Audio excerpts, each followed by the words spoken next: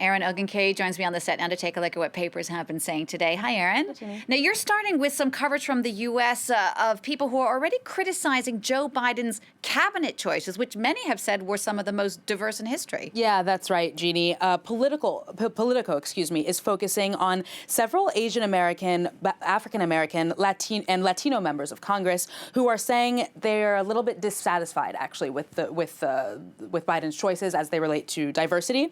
Now, he has indeed, as you kind of hinted at, already designated an African American woman, a man born in Nigeria, as well as an Indian American woman to his economic team. But many are saying that's not enough. What they want to see is people of color represented in his cabinet level positions. Now, it's worth mentioning that for now, Joe Biden's core White House team is mostly white, as well as two of the major cabinet positions that he's already designated. So they're saying that he's going to have to make up for that. The piece does point out that Joe Biden faces kind of unprecedented expectations in terms of nominating a diverse cabinet. Why is that? Because many say that people of color are actually responsible for Joe Biden's victory, that they showed up to the polls, that African Americans, Latinos, Asians really helped him get elected. And so they want to see that represented in terms of the higher positions. Now, on that note, Erin, another paper is focusing specifically on Black Lives Matter's views on the Biden administration. Yeah, that's right, Jeannie. This time, the Washington Post is talking about, as you say, the divide among Black Lives Matter with respect to Biden's administration, or what will become his administration. For some, Biden was a first choice, a lot of people citing his relationship to Obama, his work with the Obama administration. But for others, he was a pragmatic choice, really the lesser of two evils when compared with Donald Trump on race issues.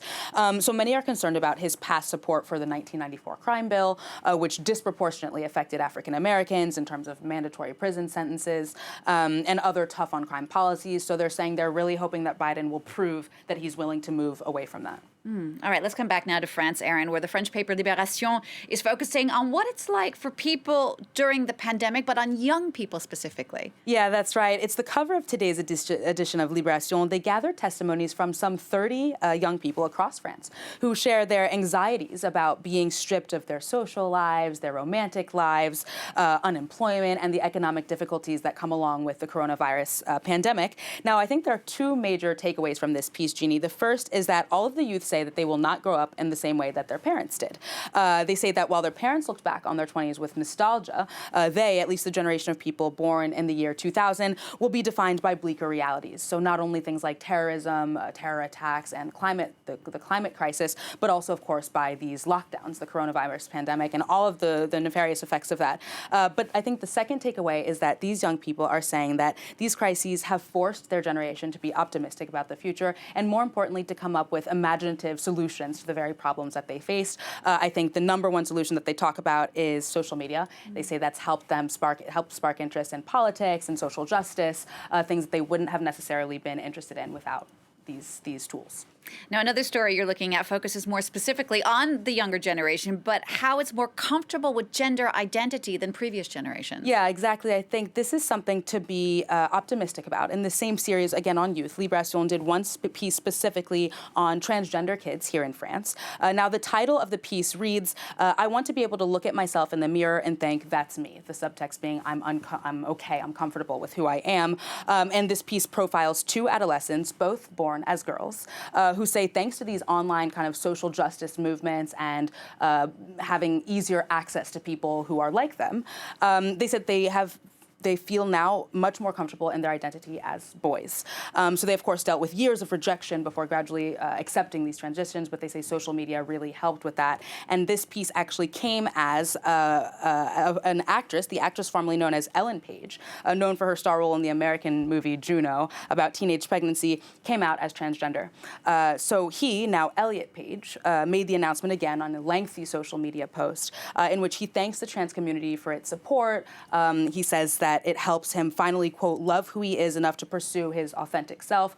But that said, he does take aim at what he describes as transphobic politicians and those who use their platforms to spew hostility. He also concludes, Jeannie, with some bleak statistics on what the trans community faces, citing at least 40 transgender people have been killed this year in the United States alone, mostly blacks and Latinos. So a lot of work to be done there. It certainly is. All right, we're going to wrap up now with something completely different. There's been a statue that's been unveiled of a former British Prime Minister in the UK. It's getting a little bit of a less than flattering welcome. Yes, Jeannie, it's not any former Prime Minister, it's Margaret Thatcher, who is notoriously controversial and kind of divisive.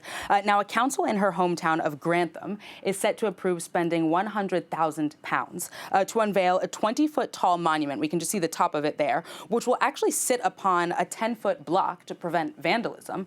Well, her toughest critics have been able to find a way around that, and that is because thousands of people have planned to protest the unveiling with an egg-throwing contest. Now, more than 11,000 people have said they are interested in the event on social media, more than 2,000 already confirming that they will actually attend.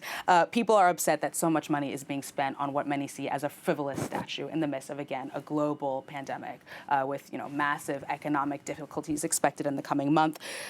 So the host of the egg-throwing event has encouraged people to donate money to charitable causes and says that he will even offer the person who gives the most money or the group who gives the most money the first egg throw. First throw. All right, Erin, thanks so much for that. Erin Ogunkeye there with your look at the papers today. It's time now for Focus on France.